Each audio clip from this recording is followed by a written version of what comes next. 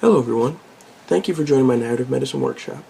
In today's topic, we will discuss how witnesses to illness can use creative or narrative writing to grieve and to express emotions they were unsure of how to get out. 2009, Columbia's narrative medicine program released a podcast where they showed their collaboration with writer Nellie Herman as she discussed her novel, The Cure for Grief, and how she used this novel as a means for her to grieve and express emotions she was really unsure of how to get out. Nellie Herman witnessed illness from a very young age. She lost her brother and father to brain tumors. She goes on to explain that when she was younger, she grieved by harboring her feelings in hopes of retaining her life as a normal kid, whatever that means. She continued to harbor these emotions. She became more angry because she felt that people couldn't understand what she was going through and that she had no way of expressing these emotions.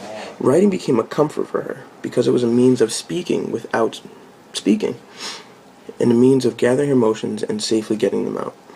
Skipping ahead, in graduate school, she took a course, and the exercise in this course would eventually lead to her writing her novel, The Cure for Grief.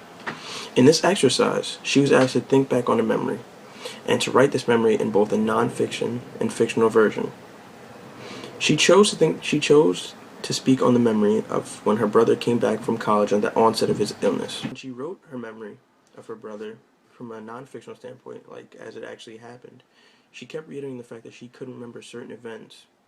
But when she wrote in the non-fictional standpoint, she felt a sense of freedom because she was no longer tied down to what she could remember, and she was allowed to fill in the gaps with something that she controlled and creative. In the podcast, she reads aloud both the fictional and non-fictional accounts of her memory from the exercise. When she reads the fictional account, you can see that it's more elaborate, and even though it's embellished, it feels almost more true to the actual story than the non-fiction would be. Used embellishing as a great way to express the misunderstood or untouched emotions that she was harboring that are uneasy to tap into. Herman used these exercises and eventually her book as a means to free herself from those emotions she felt she couldn't express, and this story provides a great example for those others who witness illness to do the same. I encourage those who are witnesses to illness, like Nellie Herman is, to also use writing as a way to express your emotions. When I encountered those who were grieving, they said that one of the hardest parts is trying to accept it.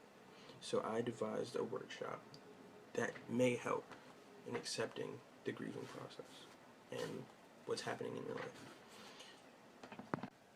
This is how it'll work. I want you to write down your story of what you're going through, or even a segment of your story. I want you to write it down on paper or type it however you feel comfortable. But I want you to write it from a third person standpoint.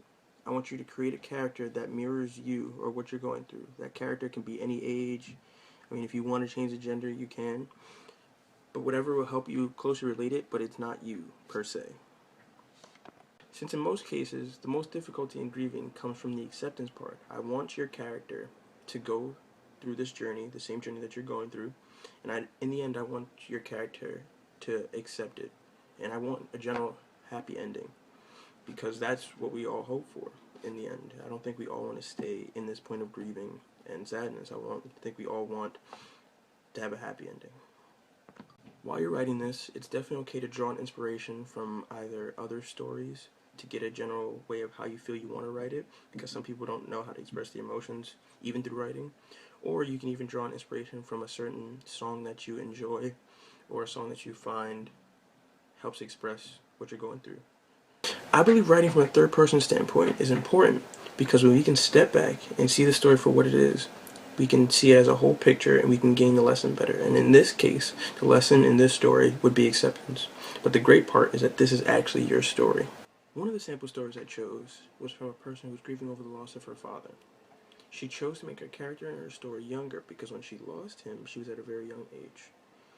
She chose the song Dance with My Father Again by Luther Vandross because it definitely signified the relationship that she had with her father and what she missed most about him, dancing with him and listening to music with him. She said it was very difficult to write a happy ending for it because she still misses him and she's still grieving. But when she actually wrote it, she felt better and she was able to step back and take the lesson for what it was. I hope that this method works for you, and I hope that if you feel comfortable, you even post this on maybe a social networking place if you feel comfortable, or even in a more private forum, and you're able to share this method with somebody else who may be grieving as well.